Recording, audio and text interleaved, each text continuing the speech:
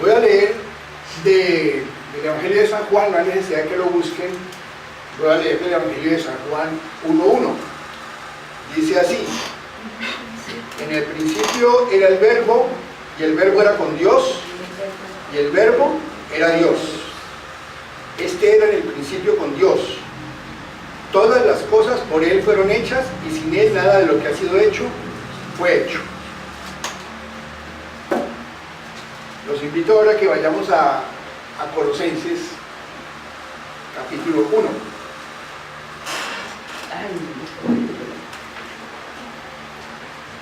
Es muy maravilloso como el Señor apareja las cosas.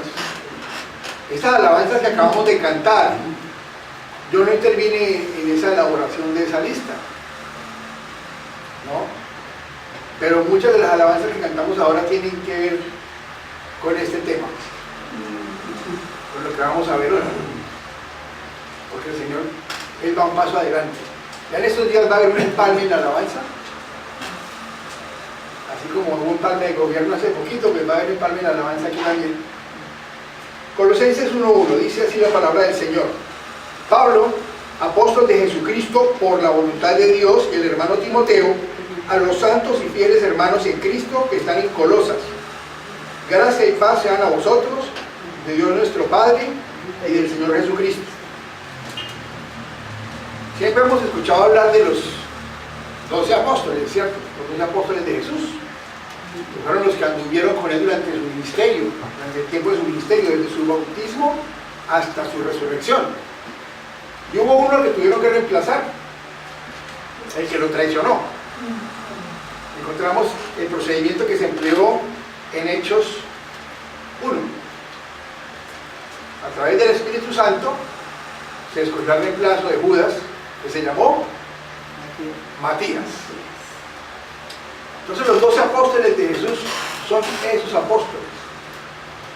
Si alguien dice ser apóstol hoy en día, pues debió haber estado con Jesús los 3 años de su ministerio, los 3 años larguitos de su ministerio, porque ahí en Hechos dan esos requisitos para escoger a un apóstol de Jesucristo. Ahora, en sentido general, la palabra apóstol significa enviado o mensajero. Probablemente aquí Pablo estaba traduciendo una palabra hebrea que es shalá, que representa a un enviado con autoridad. Por eso él se diferencia aquí de Timoteo, el hermano Timoteo, su hijo en el Espíritu. Y él se presenta como apóstol y dice, por la voluntad de Dios. Él no fue de los que anduvo con Jesús, su ministerio, pero el Señor lo escogió para ser apóstol a los gentiles.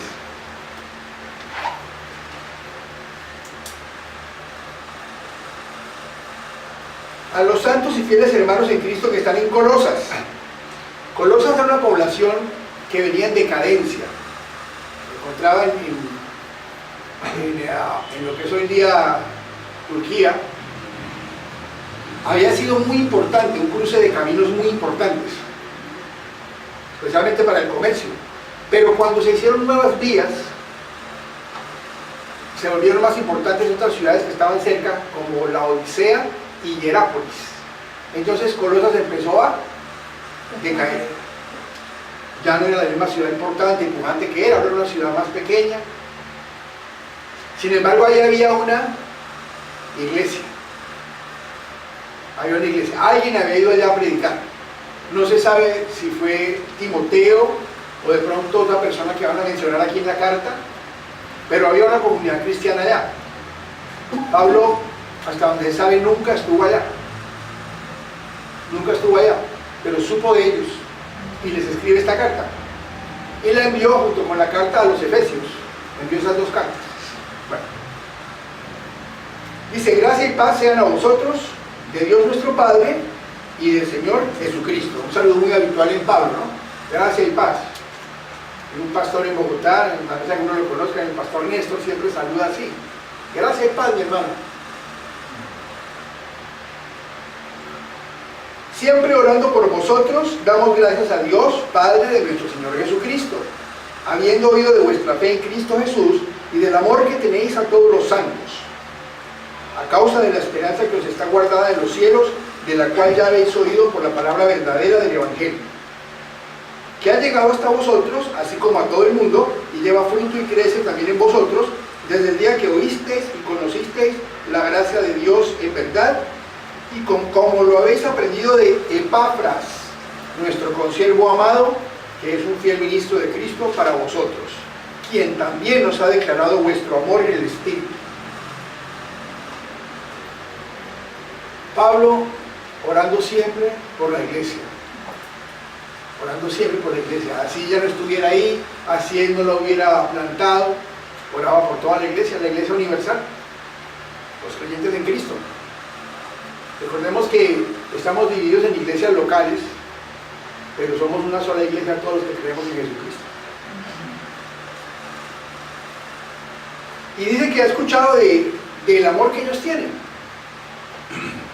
el amor que tienen a todos los santos. ¿Quiénes son los santos? Todos los creyentes. ¿Por qué somos santos? Porque estamos apartados, eso significa la palabra santo, apartados para Dios. No que tengamos poderes sobrenaturales o algo especial, no. Lo especial es que tenemos el Espíritu Santo, todos los creyentes. Y estamos apartados, estamos sellados por el Espíritu Santo, para Dios. Miren que leí una versión, preparando este mensaje, una versión de la iglesia más común en nuestro continente, latinoamericano especialmente, y decía: el amor que tenéis a todos los santos, coma, o fieles. Punto. O sea, establece una distinción entre santos, porque coloca una coma, a separar santos y fieles. Cuando en los manuscritos, hasta ahora que se han conocido, no está esa distinción. Dice que porque es ese amor, fíjense en el versículo 5, a causa de la esperanza que os está guardada en los cielos. Esa esperanza podemos tomarla como un sinónimo de Cristo. Cristo es nuestra esperanza. Dice que les habla del pasado, ¿no? Aceptaron a Cristo, lo conocieron, como viven hoy en el presente. O sea, tuvieron fe, hoy tienen amor, y hay una esperanza para el futuro. Fe, amor y esperanza. Primera de Corintios 13 habla de eso también de Pablo. Las virtudes, dice que lo más importante es el amor. Y está hablando del amor de Dios, el amor dentro de la iglesia. A veces se emplea mucho para matrimonios y hablar de romance, pero en realidad el contexto principal, aunque también en el matrimonio el amor es importante, y especialmente el amor de Dios en la pareja, el contexto principal del texto es el amor de Dios en la iglesia y al ejercer los dones. Porque ahí del capítulo 12 al 14 de Primera de Corintios se está explicando cómo se ejercen los dones en la iglesia. Entonces aquí Pablo está diciendo: tuvieron fe en Jesucristo, ahora tienen amor por todos los santos, por todos los hermanos. ¿Y por qué? Por la esperanza que os está guardada en los cielos, esa vida futura, en la que tienen fe ahora porque se les habló el Evangelio verdadero. 6.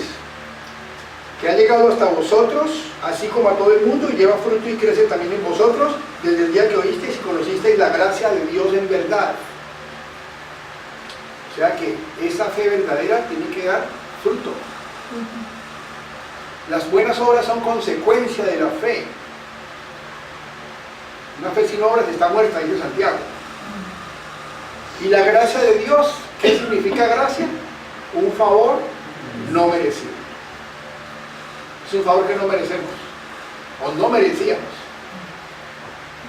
Y Él por pura gracia nos ofrece salvación a través de la fe. Pero, hay un pero, tenemos que aceptar ese regalo. Tenemos que aceptarlo, Él no nos obliga. 7. Aquí habla de la persona que está encargada de esa congregación. Le dice: como lo habéis aprendido de Epafras, nuestro consiervo amado, que es un fiel ministro de Cristo para vosotros, quien también nos ha declarado vuestro amor en el Espíritu. Y que ese Espíritu está con mayúscula, hablando del Espíritu Santo. Por lo cual también nosotros, desde el día que lo oímos, que oímos a Epafras, quiere decir, ¿no? Desde el día que lo oímos, no cesamos de orar por vosotros y de pedir que seáis llenos del conocimiento de su voluntad en toda sabiduría e inteligencia espiritual, para que andéis como es digno del Señor, agradándole en todo, llevando fruto en toda buena obra y creciendo en el conocimiento de Dios. Vea pues, orando por ellos para que crezcan espiritualmente. Estoy resumiendo esa parte, espiritualmente, y dice en el conocimiento de Dios. Esta carta tenía una finalidad muy importante, era combatir unas falsas doctrinas que estaban entrando en la iglesia. Él a los Gálatas les tuvo que escribir contra los judaizantes, judíos cristianos que pretendían que los cristianos siguieran la ley y se circuncidaran y siguieran la ley. Aquí también tenían ese peligro, pero había uno más, una filosofía griega que exaltaba el conocimiento, la gnosis, lo que se conoce como el gnosticismo. Esta carta estaba encaminada a combatir eso. Y les habla aquí del conocimiento de Dios, que es el verdadero conocimiento. Estamos pidiendo, orando para que tenga el verdadero conocimiento de Dios. De eso usted está. Por eso él empieza desde ahí ya a hablar en los términos que ellos hablan, pero dejándoles claro que el conocimiento verdadero es el conocimiento de Dios. 11. Fortalecidos con todo poder, conforme a la potencia de su gloria, para toda paciencia y longanimidad. Longanimidad, ¿no? Palabra poco común. Tiene dos acepciones. Longanimidad. Una es constancia, ser constante. La otra es benignidad, bondad. Entonces les está diciendo, fortalecidos por el poder de Dios para tener paciencia y constancia. Al mismo tiempo les está diciendo y bondad. Fortalecidos por el poder de Dios, porque que nosotros solos, si por nosotros fuera, nuestro corazón está lleno de mucha maldad. Luchamos contra eso todo el tiempo, tendiendo al pecado. 12. Con gozo dando gracias al Padre que nos hizo aptos para participar de la herencia de los santos en luz, el cual nos ha librado de la potestad de las tinieblas y trasladado el reino de su amado Hijo, en quien tenemos redención por su sangre, el perdón de pecados. Está hablando a los hermanos creyentes. Estamos ahora en luz. La luz que da Cristo. No estamos en tinieblas. Eso es algo también muy común es muy común en el gnosticismo, que existe todavía hoy en día. Todo es dual. Luz y oscuridad. Bien y mal. Espíritu y materia. Todo es así. No hay nada intermedio. Y de una vez les adelanto, ellos consideran que toda la materia es mala. Todo lo material es malo. No vamos a profundizar mucho en esas filosofías tampoco, no es que esto sea una clase de filosofía, pero sí algunas bases para entender de qué se trata esta carta. ¿Cuál es el mensaje para nosotros hoy en día? Desentrañamos lo que dijo el mensaje en esa época para poderlo aplicar hoy en día. Porque seguimos siendo la iglesia de Cristo. Dice, repito el 13, nos ha librado de la potestad de las tinieblas y trasladado al reino de su amado Hijo, en quien tenemos redención por su sangre, el perdón de pecados.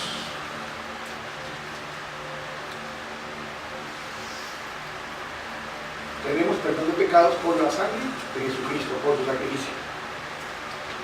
Ahora pasa a hablar ya de Cristo, directamente.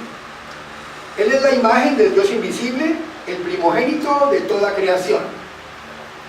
Esta palabra primogénito no quiere decir que fue el primer ser creado, sino que es antes de todos. Él existía antes, siempre ha existido. Por eso les leí ahora Juan 1:1. En el principio era el verbo es Cristo. Y el verbo era con Dios, y el verbo era Dios, y por él todas las cosas fueron hechas. 16, bueno, me adelanté, porque en él fueron creadas todas las cosas, las que hay en los cielos y las que hay en la tierra, visibles e invisibles, sean tronos, sean dominios, sean principados, sean potestades. Todo fue creado por medio de él y para él.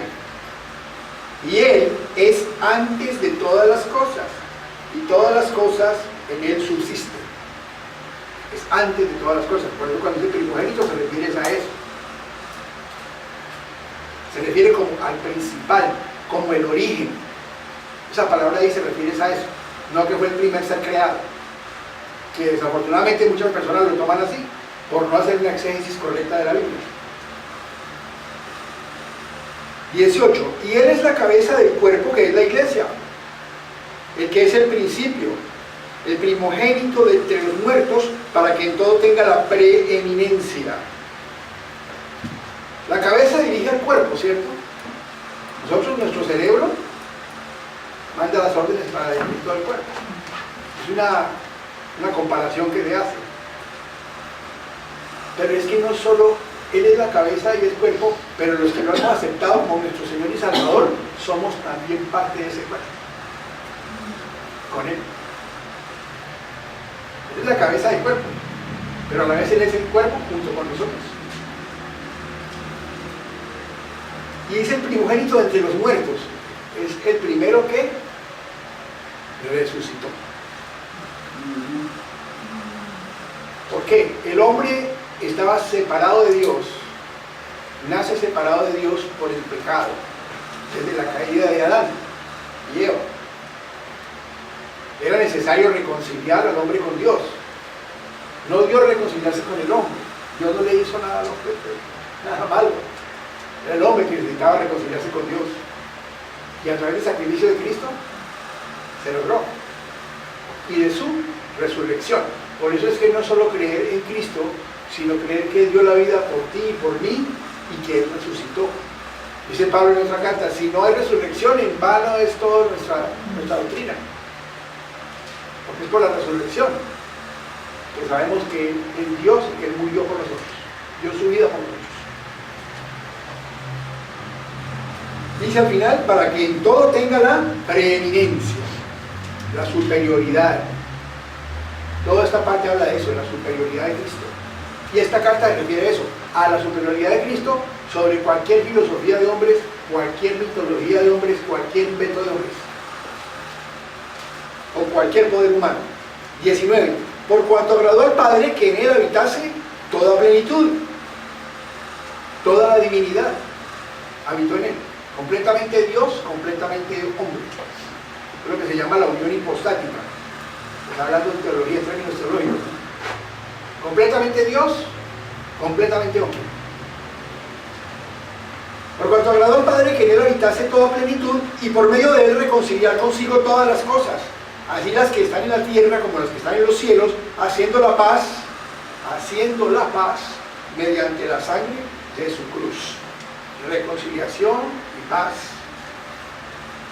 Al ser completamente Dios y ser completamente hombre, pudo entregarse por nosotros, siendo igual a nosotros, para que el sacrificio fuera suficiente para borrar nuestros pecados. Cuando lo aceptamos a Él, ellas en otro tiempo extraños y enemigos en vuestra mente, haciendo malas obras, ahora os ha reconciliado en su cuerpo de carne, por medio de la muerte, para presentaros santos y sin mancha e irreprensibles delante de Él. Está diciendo, a mí me ha salvado, a ustedes también, mis hermanos, los ha salvado, por su sacrificio en la carne, siendo hombre, sintiendo lo que siente un hombre, decidió dar su vida. ¿Ah? Y dice, pues vosotros también fuisteis enemigos de él y andabais en maldades. Está queriendo decir, igual que yo, como anduve yo, dice, está diciendo Pablo. Eso es lo que quiere decir. Así como yo anduve en pecados y enemigo de Dios, ustedes también. Pero también los ha reconciliado. Para presentarlos santos y sin mancha e irreprensibles delante de Él. En inglés encontré una versión en inglés que dice, a la vista de Él. A la vista del Padre. Porque es que es así, no es que aceptamos a Cristo y ahora ya somos unas personas que no pecamos, perfectos, no.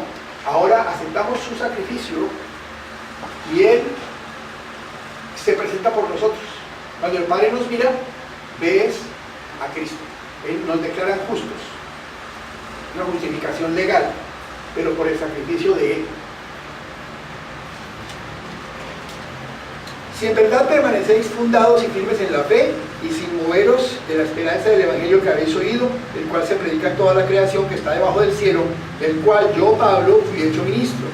A ver, esto va enlazado con lo que acabé de leer, que decía que el Señor los salvó para presentarlos sin mancha delante del Padre, y dice si permanecéis en esa fe. No es que hay que si uno no permanece en esa fe pierde la salvación, no está diciendo eso. Lo que está diciendo es si verdaderamente lo has aceptado. Eso es lo que quiere decir esto. Yo leí varias versiones, de pronto esta traducción no es la más afortunada, pero leí varias versiones para encontrar por qué decía esto acá. Lo que quiere decir es si realmente lo aceptaste, si es genuina tu fe, entonces te presenta irreprensible y sin mancha delante del Padre. Bueno, eso es lo que quería decir esa parte. Quería aclarar eso porque dice si en verdad permanecéis, como si fuera un sí condicional de que, bueno, si permanecen en la fe no pierden la salvación. No es eso. Está diciendo es si de verdad su fe es genuina, usted salva. Mucha gente a veces hacen campañas y dicen que cientos y miles de personas aceptaron a Jesús. Pero a veces la persona lo hace por emoción, la emoción del momento, o por no quedar mal con el amigo o el pariente que lo invitó. Solo Dios sabe. Dice, que le convirtieron 500 o 1000 en esta campaña. Solo Dios sabe. Pero aquí estamos viendo qué es lo que se requiere. Una fe genuina, sincera, una relación con Él directa, personal, algo individual. Ahora me gozo en lo que padezco por vosotros y cumplo en mi carne lo que falta de las aflicciones de Cristo por su cuerpo, que es la iglesia, de la cual fui hecho ministro según la administración de Dios que me fue dada para con vosotros, para que anuncie cumplidamente la palabra de Dios. Me está hablando, él está escribiendo esto ¿desde dónde? Desde la cárcel. Desde la cárcel. Está preso en Roma. Desde ahí está escribiendo esta carta. Pero él se goza, porque sabe que lo está haciendo por la causa de Cristo, que él está sufriendo por la causa de Cristo. Y sabe lo que sufrió Cristo, que dio su vida. Y Pablo, él fue perseguidor de la iglesia. Y yo pienso personalmente que esa es una razón que le daba fuerzas cuando estaba en estas situaciones tan dolorosas y angustiosas, recordando lo que él persiguió a la iglesia, lo que Cristo padeció, y eso le daba ánimos a él. Una vez que estuve muy enfermo hace años en la clínica, a mí me inyectaban acá para medirme el oxígeno de la sangre, una aguja, era muy doloroso, pero yo pensaba, si esto me duele así, ¿cómo serían esos clavos que tuvo que soportar el Señor? Y eso me daba a mí ánimos para soportar. Saber que lo que yo sufría no era nada comparado con lo que él sufrió. Todo su cuerpo molido, maltratado. Entonces está hablando de la iglesia de ministrar, servir. Ministrar significa servir, ¿no? Está hablando de la iglesia, 26, y dice, el misterio que había estado oculto desde los siglos y edades, pero que ahora ha sido manifestado a sus santos, a quienes Dios quiso dar a conocer las riquezas de la gloria de este misterio entre los gentiles, que es Cristo en vosotros, la esperanza de gloria. La iglesia es el cuerpo de Cristo, por eso está equiparando aquí a la iglesia con Cristo. Y ese era un misterio escondido. En el Antiguo Testamento no se habló nunca de la iglesia. Pero el Señor se anunció por los profetas que un día todas las naciones se rendirían ante Él y le adorarían. Eso sí lo anunció por varios profetas. Lo que pasa es que los israelitas, posteriormente los judíos, que fueron los que quedaron, no estudiaban con juicio las escrituras. O ya no creían igual en las escrituras. Pero ahí estaba anunciado todo. No mira Isaías, está Cristo por toda parte. Daniel, bueno, en fin, todos los profetas hablan de ese Mesías, sino que unos lo describen con más exactitud que otros y describen los hechos que ocurrirían siglos antes, los describieron. Daniel inclusive da la fecha en que Jesús entraría en Jerusalén montado en un burrito, da el número de días, la cuenta exacta.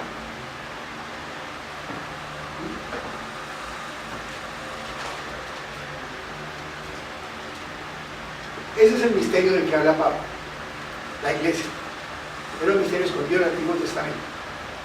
Y es un favor especial de Dios con los gentiles. Con los judíos también, por supuesto. Pueden ser parte de la iglesia. Los primeros miembros de la iglesia todos eran judíos. pero con los no judíos también, que era algo que los judíos no podían entender. ¿Cómo así si el pueblo escogido somos nosotros? Pero los profetas lo han anunciado, a través de ellos Dios lo anunció, y lo está cumpliendo en ese momento, y es lo que Él les dice. Miren ese secreto que estaba escondido, ese misterio. El misterio es eso, un secreto escondido. 28. Está hablando de Cristo, a quien anunciamos amonestando a todo hombre y enseñando a todo hombre en toda sabiduría, a fin de presentar perfecto en Cristo Jesús a todo hombre. ¿Perfecto en quién? En Cristo. Es el único modo de ser perfectos, porque Él completa lo que nosotros no tenemos, una vez que lo aceptamos como Señor y Salvador. Para lo cual también trabajo, luchando según la potencia de Él, la cual actúa poderosamente en mí. Porque quiero que sepáis cuán gran lucha sostengo por vosotros y por los que están en la Odisea y por todos los que nunca han visto mi rostro.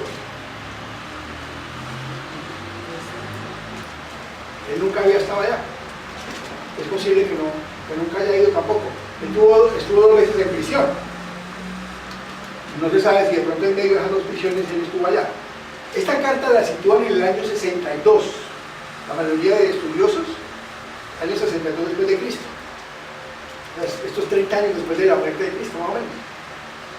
Algunos dicen que fue más temprano, pero probablemente si hubiera sido más temprano él hubiera buscado el modo de ir a visitarlos y a conocerlos, porque quedaban en muchas de las rutas por las que se movió él. Así que lo más seguro es que él nunca estuvo allá, pero les habla como si los conociera.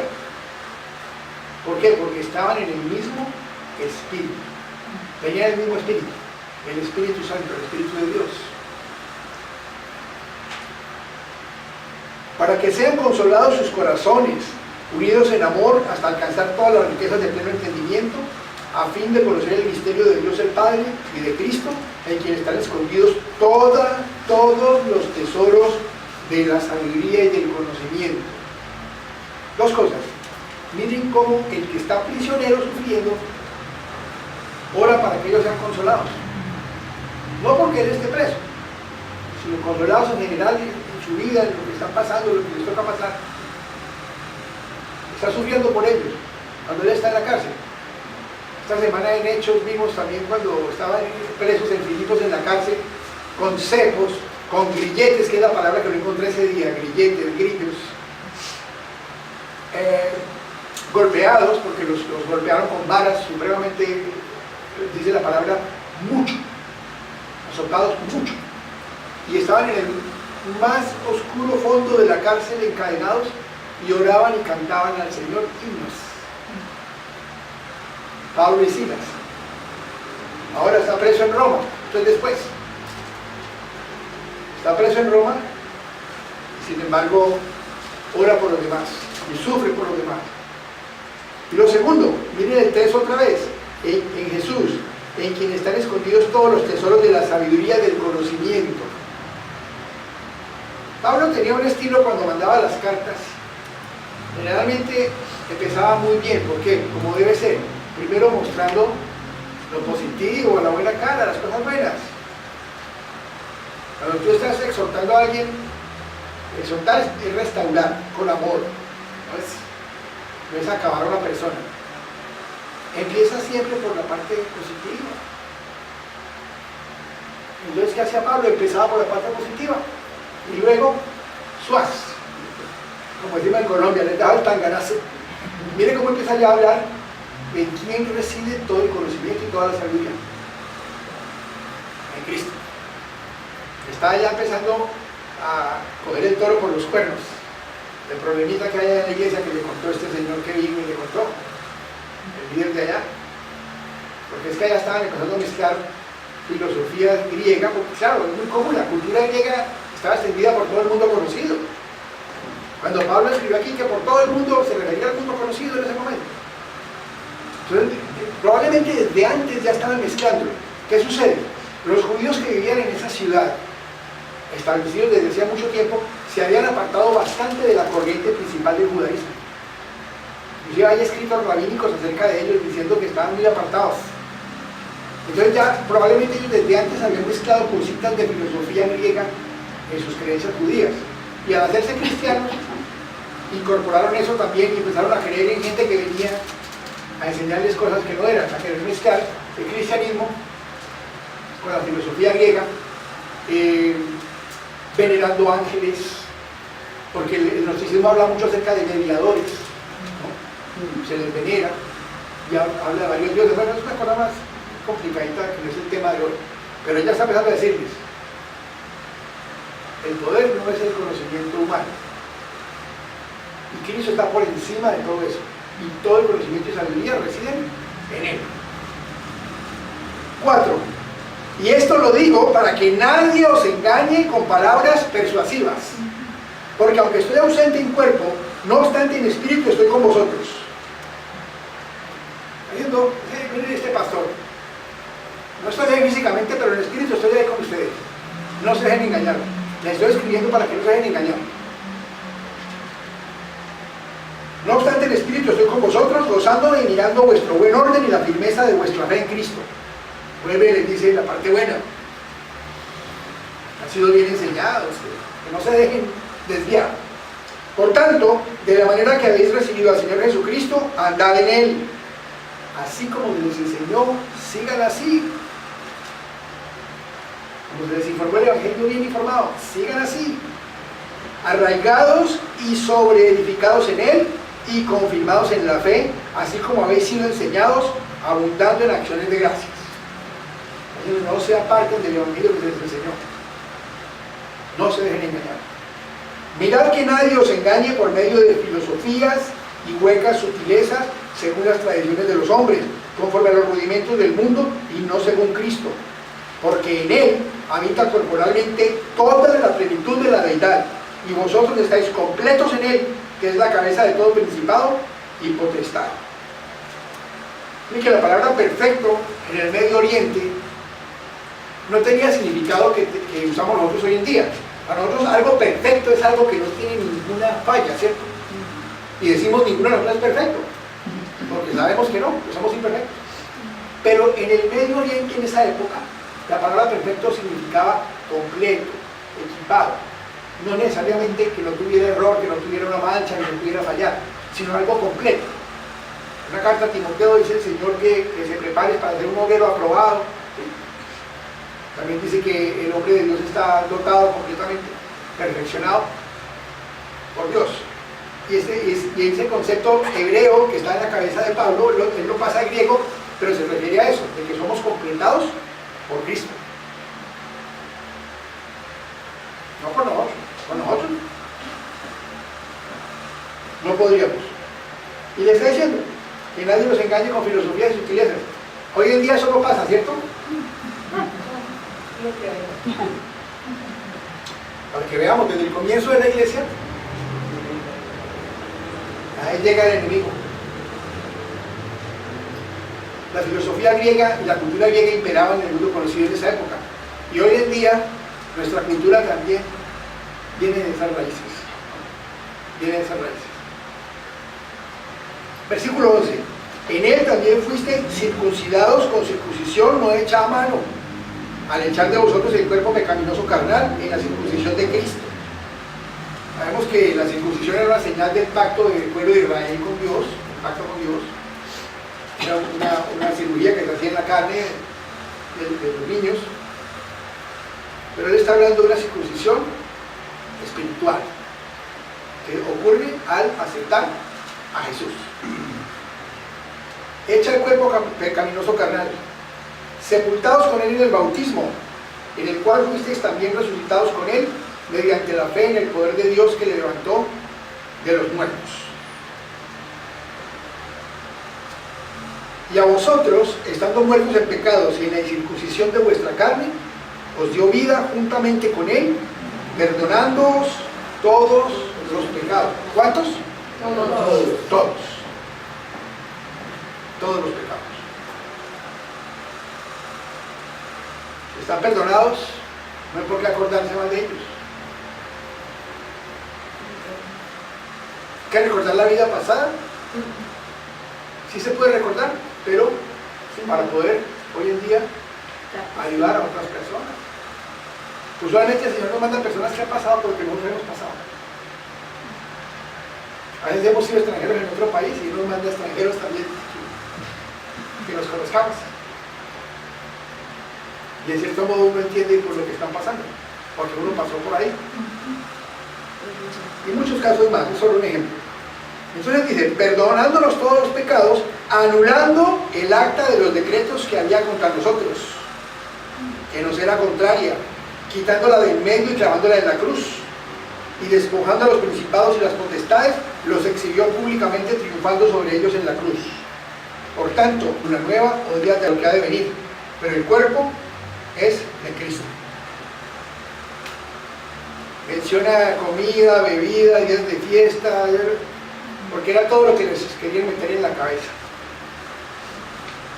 Filosofías del mundo, filosofía del gnosticismo, que estaba incipiente. El gnosticismo estaba comenzando, no es que ya estuviera solidificado, pero también judaizantes, costumbres judías, que días de reposo, no, nada de eso. Lo importante es Cristo. Cristo está por encima de todo eso. Esta carta se refiere a la preeminencia de Cristo. Cristo está por encima de todo.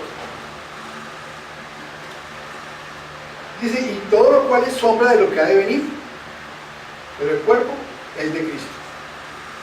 Nadie os prive de vuestro premio, afectando humildad y culto a los ángeles, entremetiéndose en lo que no ha visto, vanamente hinchado por su propia mente carnal, y no haciéndose de la cabeza en virtud de quien tiene todo el cuerpo, nutriéndose y uniéndose por las coyunturas y ligamentos, crece con el crecimiento que da Dios.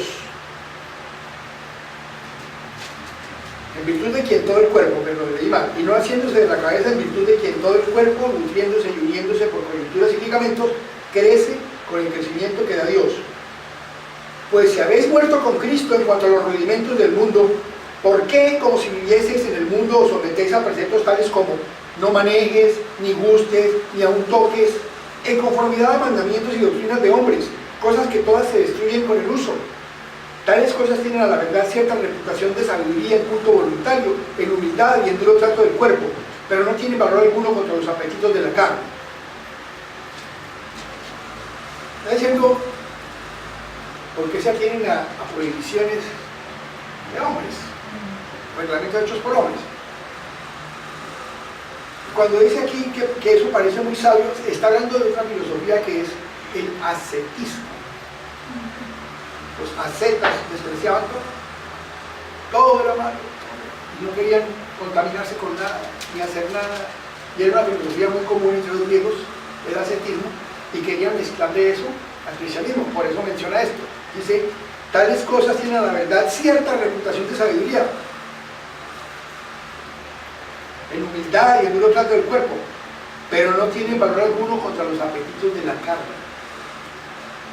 Los deseos siguen ahí, los deseos. El valor lo tiene ¿quién contra sus deseos? Cristo. Él es nuestro ayudador, a quien podemos acudir. Porque seguimos pecando mientras estemos aquí. Pero tenemos abogado que es Cristo, a quien podemos confesar. Confesar el pecado.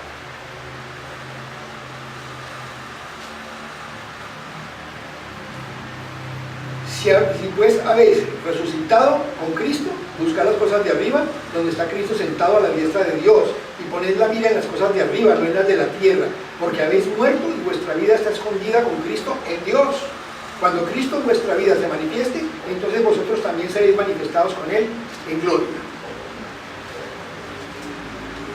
Hoy en día vemos una cosa muy sorprendente en los medios de comunicación, cantidades de entrevistas, programas, magazines, donde van expertos, los llaman angeólogos, expertos en hablar de los ángeles y enseñar a la gente lo que los ángeles hacen y cómo los ángeles tienen que obedecerles y hacer lo que uno les pida y hasta envenenar los ángeles. Cuando la Biblia no habla de eso, la Biblia habla que son seres ministradores, seres que sirven, pero bajo las órdenes de Dios. Y son consiervos, porque en la palabra que usa en la Biblia en varias partes es esa, consiervos de nosotros. no están por encima de nosotros para adorarlos, venerarlos, no. Tanto ellos como nosotros debemos hablar al único y verdadero Dios.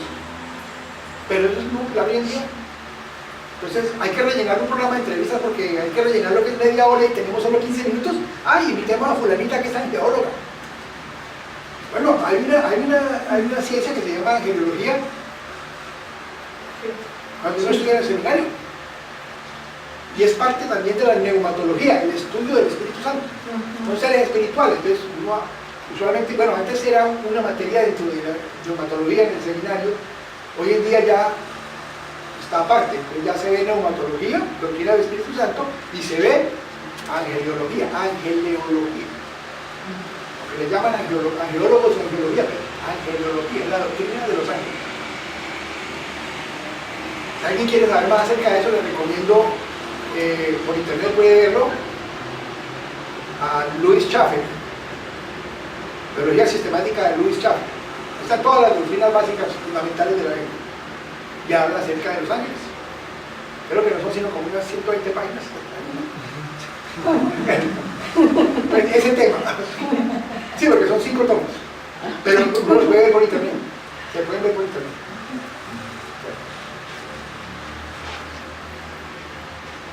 Mis hermanos, no nos dejemos engañar. Hoy en día hay personas que te dicen 10 verdades bíblicas y te meten una mentira en medio de esas 10 y no te das cuenta. ¿Por qué? Porque es que aquí está toda la voluntad de Dios, hay que leerla y escudriñarla para que no nos metan los dedos en la boca. Aquí está. Esta es la revelación completa de Dios. Si te dicen Dios me reveló, ponte pilas. Hoy en día no hay revelación, toda ya está aquí completa. Hay iluminación para entender la palabra, que es diferente. Si te dicen, mira, es que las estrellas para ti hoy dicen que, pues mi hermano, yo lo que les contesto es, vea, yo prefiero creer en el que creó las estrellas y no en las estrellas. Esos son solo unos pocos ejemplos de lo que hay hoy en día que está por todas partes. Filosofías, ciencia, no todo es malo, por supuesto. También hay que conocer de filosofía, conocer de ciencia.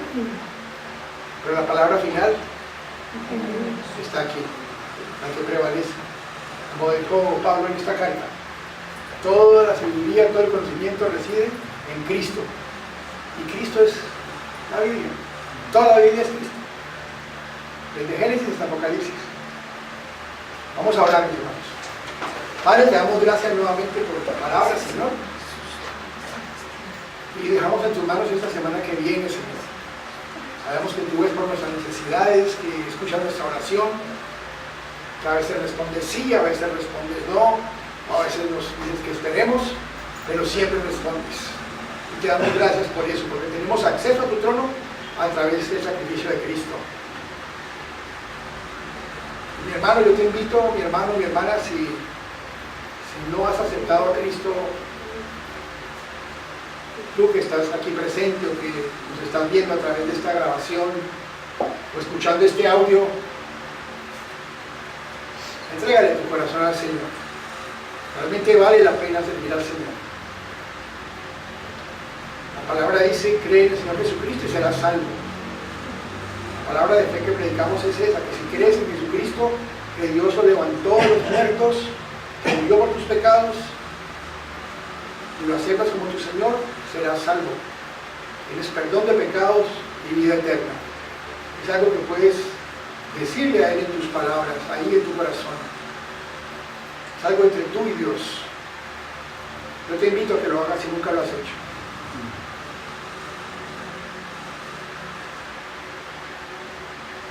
Padre, te damos gracias.